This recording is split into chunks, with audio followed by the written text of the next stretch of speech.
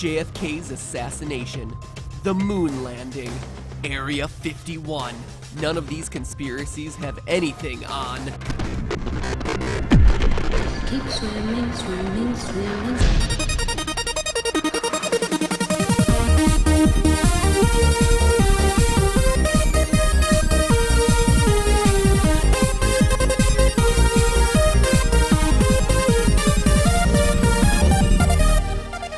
Hello, Internet! Welcome to Film Theory, the show that swears it won't subject you to a bunch of fish puns in this episode. I mean, were I to do that, it would be a turtle disaster. Oh, sorry, I didn't do that on purpose. Ah, poop! I just need to clam down. Shit, I can't keep floundering! Someone call a sturgeon! Okay. No more. It's out of my system. No more fish puns ever. I mean, it's not like anyone's ever gonna want a film theory on Shark Tale anyway. Finding Nemo. Everybody loves Finding Nemo. And why shouldn't they? It's got everything you could want in an animated children's film that happens to be about neglected sons, kidnapping, imprisonment, mental illness, and the dangers of the outside world. That's the one thing we have to remember about the ocean. It's not safe. That's my boy. But in all seriousness, that's the beauty of Pixar. Sure, Finding Nemo has cute animated fish talking and making jokes, but beneath the surface, there's some serious adult themes. And what if I were to tell you that there's a Pixar secret so hidden, so subversive, and so shocking that no one has yet to pick up on it? Would you believe me? Let's take it a step further. What if I were to tell you that one fish, Dory, has been lying to us the whole time? Huh? Oh, I am on to you, Ellen DeGeneres. Finding Dory? More like exposing Dory. The truth is coming out. Throughout Finding Nemo, small fish, against all odds, outsmart bigger predators. Nemo is constantly told that he simply isn't strong enough to swim in the ocean. You know you can't swim well. Yet in the end, it's Nemo's ability to swim that saves him from being caught by the humans. Marlin, a small clownfish no one takes seriously, becomes a legend amongst aquatic life after surviving encounters with sharks, jellyfish, and whales. It's such an important theme to this movie that it even appears in the closing credits. The tiniest, most nervous fish of them all, Blenny, turns the tables on the sharp-fanged anglerfish, devouring him in one swift bite. The film boils down to one central idea: don't judge people, or in this case fish, on appearance alone. And if there's one fish that stands out from the pack, the most vulnerable of all, it's Dory. At first glance, it's easy to dismiss her. She suffers from short-term memory loss, and as such, she has no concept of where she is at any given point in time. She just wanders around haphazardly from place to place, sort of like the animated fish version of Mr. Bean. Just keep swimming,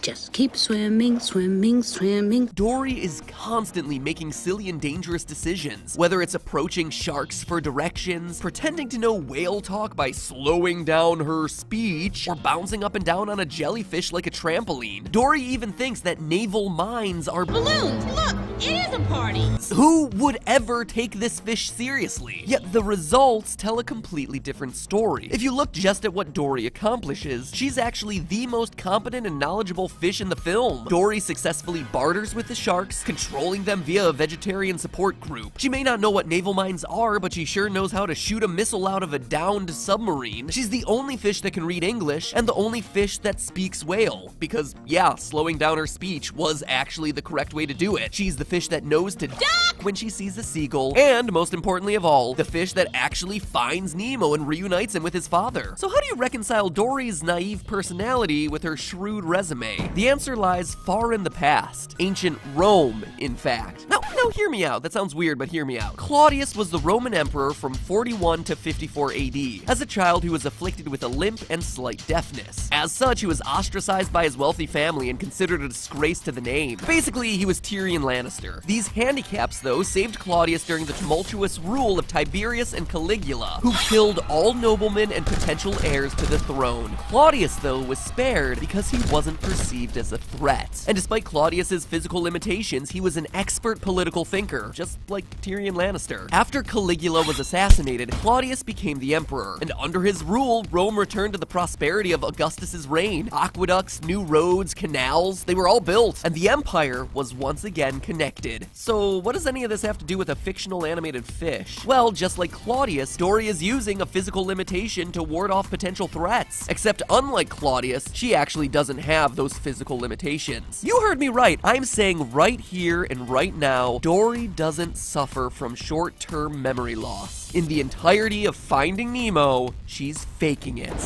Don't let that wide-eyed, freckled face fool you. By applying our knowledge of the normal symptoms for short-term memory loss to Dory, we can find cracks in her so-called story. It's time that Dory flop like a fish. There are actually two main forms of amnesia, retrograde and anterograde. In retrograde amnesia, a person forgets everything that's happened before an injury or accident. Someone suffering from retrograde amnesia can still form new memories, however, memories created prior to the injury are lost. This is typically caused by head trauma to the brain, in particular the hippocampus, which encodes new memories. Think of retrograde as the Bourne identity of amnesia. After Jason Bourne is shot and left for dead, he has no recollection of who he is or what happened. People suffering from retrograde amnesia can recall general knowledge but not specifics. So in the case of Jason Bourne, he can still remember how to kill a man with a hand towel, but he can't remember the name of the man who taught him how to kill a man with a hand towel. The second type of amnesia, anterograde, is commonly referred to as short-term memory loss, and this is the form of amnesia that Dory supposedly suffers from. In anterograde amnesia, a person is unable to create new memories following a traumatic event. Long-term memories before that event, however, remain intact. A person with anterograde amnesia may be able to remember their high school mascot, but they'll be unable to tell you what they just had for lunch 20 minutes ago. Think of anterograde as the memento of amnesia. You know, the indie, lesser-seen version of retrograde's more common blockbuster. In anterograde amnesia, people lose declarative memory, the recollection of facts, but they retain non-declarative memory, otherwise known as their procedural memory. Probably the best way to explain this difference to you is to take you through the most famous documented case of anterograde amnesia ever recorded, a patient simply known by the code name HM. In 1953, Henry Gustav Meliasen had a lobectomy to cure his epilepsy. Basically, he had a big chunk of his brain removed. Unfortunately, the procedure, while successfully curing the epilepsy, resulted in anterograde amnesia, leaving Henry unable to form new memories. Per records, Henry loved to do crossword puzzles. He could fill in all the answers pertaining to events before his surgery, but struggled with any answers that related to events happening afterwards. And yet, despite the setback, Henry was still able to retain information through procedural memory. Scientists would give Henry the same maze to complete every day, and when he was asked whether he remembered doing the maze before, he had no memory of ever seeing it in his life. And yet, he could instinctually remember how to finish the maze in a reduced amount of time each trial. He was getting faster at the maze without ever realizing that he had done the maze in the past. Dory, on the surface, shows many of the same symptoms associated with anterograde amnesia. When she leads Marlin to the boat that took Nemo, she keeps forgetting who he is. Stop following me, okay? A person's name would fall under declarative memory, so it makes sense that Dory keeps forgetting Marlin. In fact, Dory consistently has trouble with names, calling Nemo Fabio, Chico, Bingo, Harpo, and Elmo, but never his actual name. Dory also struggles to remember events that have just occurred. While they're being chased by sharks, midway through their escape, she forgets that she's being chased at all. When Dory and Marlin lose the scuba mask, Dory can't remember what they lost. All these instances are consistent with short-term memory loss, just like patient HM. That being said, Dory does show a strange knack for remembering particular phrases, especially her personal motto. Just keep swimming,